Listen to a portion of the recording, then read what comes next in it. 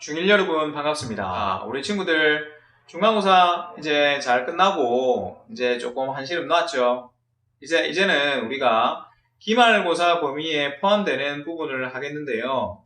아마 1차 방정식부터 포함이 되지 않을까 싶습니다. 그래서 오늘은 선생님이 1차 방정식에 대한 개념 정리를 우리 친구들과 한번 해보려고 합니다. 자, 한번 칠판을 한번 봅시다. 자, 1차 방정식 해서 지금 나와 있는데 1차 방정식을 하기 전에 일단은 등호를 사용해서 수량 사이의 관계를 나타낸 식, 이것을 무엇이라고 하는지 혹시 아시나요? 네, 맞습니다. 그게 바로 방정식이죠. 방정식. 그래서 방정식은 항상 우리 등호가 필요합니다. 등호는 여기도 나와 있던 것처럼 등호, 이꼴을 얘기하는 거죠. 속칭 이꼴, 그죠? 그래서 우리가 이 꼴을 이용해서 수량사의 관계를 나타낸 식을 방정식이라고 하는데, 그 방정식은 반드시 이 꼴이 필요하고 그 다음에 방정식에는 문자가 있습니다. 문자. 그래서 문자의 값을 구할 수 있는 식을 방정식이다 라고 생각을 하시면 됩니다. 알겠죠? 자, 그 다음에 방정식의 해를 구하해라 또는 방정식의 근을 구하해라, 이 말은 해란 말이나 근이란 말이 같은 뜻입니다. 무슨 말이냐면 방정식을 풀어라 라는 얘기거든요. 무슨 말이냐, x의 값을 구하라는 얘기입니다. 미지수의 값을 구하라, 이 말입니다. 그러니까 방정식의 해를 구하여라, 혹은 방정식의 근을 구하여라, 혹은 방정식을 풀어라, 이 세 개가 다른 표현이지만 같은 뜻이란 것을 꼭 기억해 두기를 바랍니다. 자, 그 다음에 우리가 방정식을 하는데 항등식에 대한 내용이 나옵니다. 항등식에 대한 내용이 여기 나와 있죠. 항등식. 자, 항등식이 뭐냐 하면은 미지수에 어떠한 값을 대입해도 참이 되는 등식을 항등식이라고 한다라고 했다, 그죠? 그래서 선생님은 이거를 수업 시간에 우리 친구들한테 어떻게 설명하냐면, 항등식은 모양이 중요하다. 그래서 좌변과 우변에 있는 값이 같으면 항등식이다 라고 얘기를 합니다. 이 방송을 보고 있는 친구들도 그렇게 알면 되겠습니다. 물론 항등식의 사전적 의미를 아는 것도 우리 친구들 도움이 됩니다. 하지만 그것보다 우리 친구들이 문제를 풀어야 되기 때문에 항등식의 실제 모양이 어떻는지를 구분할 수만 있다면 항등식에 대해서는 우리 친구들이 잘 알 수 있는 거니까 항등식의 성질을 이용해서 우리가 앞으로 많은 문제들을 풀어야 됩니다. 그렇기 때문에 항등식은 좌변과 우변의 값이 같은 모양이다 라고 알아들으면 아마 우리 친구들이 앞으로 나올 항등식의 어떤 문제들도 다 풀어낼 수 있을 겁니다. 그래서 항등식이 왜 방정식에 나왔냐 하면은 모양이 방정식 모양과 비슷하죠, 그죠? 그렇기 때문에 항등식이 나온 겁니다. 자, 그 다음 이항이란 말이 나오죠. 우리가 중학교 1학년 들어와가지고 이항이란 말을 처음 배웠을 텐데요. 이항이란 말은 이 꼴을 기준으로 해서 여기가 좌변이고 여기가 우변이잖아요, 그죠? 그래서 이 항이, 각각의 항이 등호를 기준으로 해서 이렇게 변을 바꾸는 것을 이항이라고 하는 겁니다. 우리가 왜 집을 옮기는 것을 이사라고 한다 했잖아요, 그죠? 그래서 이 항도 항을 바꾸는, 항을 옮기는 것이다 라고 알아들으면 되는 겁니다. 그래서 보면은 한 변에 있는 항을 부호를 바꿔서 다른 변으로 옮기는 것, 이 내용이 중요하죠. 부호를 바꾼다. 그래서 여기에 예로 나와 있는 이 식을 이항을 해보자면 x의 값을 구하기 위해서는 플러스 3이 우변으로 가야 되죠. 그러면 어떻게 됩니까? 플러스 3이니까 부호를 바꿔야 되죠. 그래서 마이너스 3으로 가게 된다, 이 말입니다. 이게 바로 이항의 특징입니다.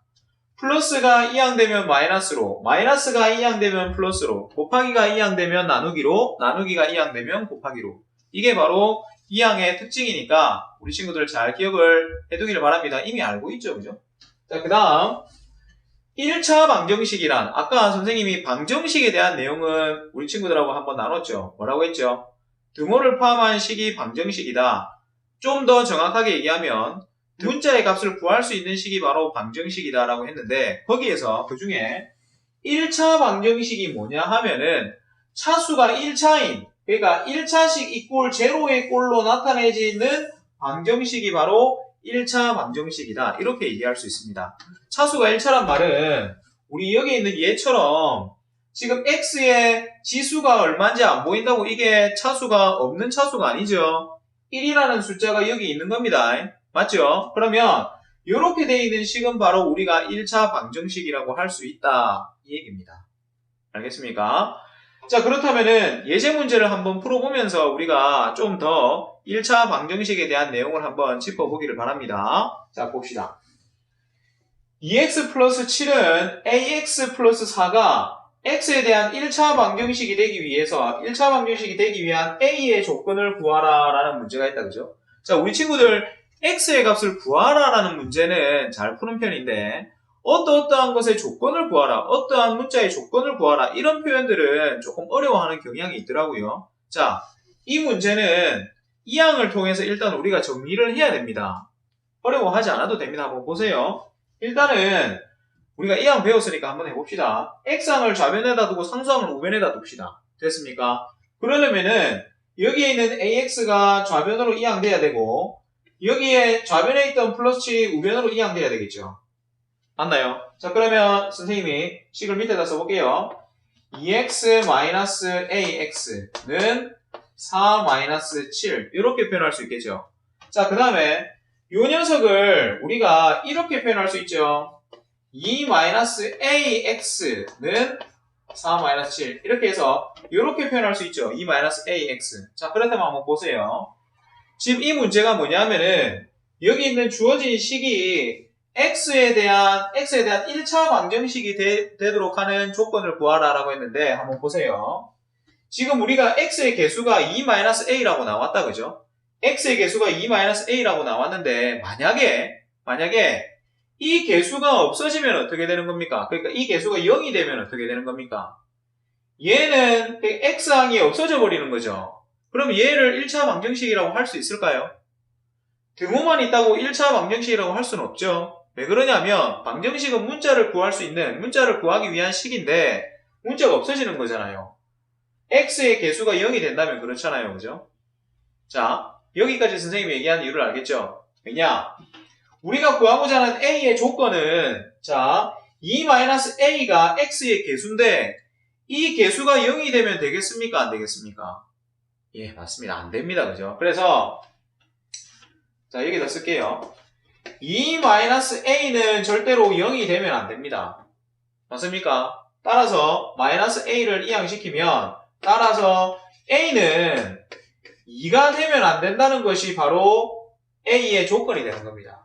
a는 2가 되면 안 돼요. 왜냐하면 2가 돼버리면 개수가 0이 돼서 x가 없어지잖아요. 그죠? 그렇게 되면은 1차 방정식이 되지 않기 때문에 조건은 a가 2가 되면 안 된다는 것이 조건입니다. 자, 오늘은 선생님이 1차 방정식의 개념을 잠깐 소개를 했는데 내일부터 다음 영상부터는 본격적으로 1차 방정식을 어떻게 풀어내는지 그리고 관련된 문제들을 조금 더 다뤄보고 우리 친구들이 1차 방정식을 잘 개념 잡을 수 있도록 도와주겠습니다. 자, 오늘 여기까지 본다고 수고했고요. 앞으로 기말고사 기간 조금 남아있지만 그래도 평소에 충실히 공부하면은 우리 친구들 시험 기간에는 많이 어렵지 않다는 것을 아마 이번 기회를 통해서 배웠을 겁니다. 자, 우리 친구들 조금 더 공부하는 습관을 좀 들일 수 있는 그런 중학교 1학년 친구들이 됐으면 좋겠습니다. 자, 다음 영상에 보겠습니다.